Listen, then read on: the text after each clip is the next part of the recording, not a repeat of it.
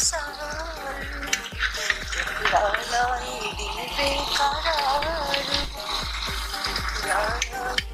बेकरार ए जीजा ये बाज में तोहरा से मिले आई।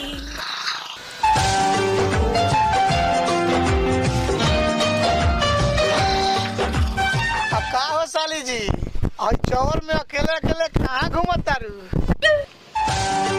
ए जीजा जी कोचिंग न गेरानी है। जा ये छिनरो जब कोचिंग गे रहलू ह तो सिवानपुर छोड़ के लिवानपुर में का करत तारू? बाके जीजा जी कथी गंदा गंदा बात करत तनी। जीजा जी ना रहती ना तब मार चपल के मुंह फोड़ दे।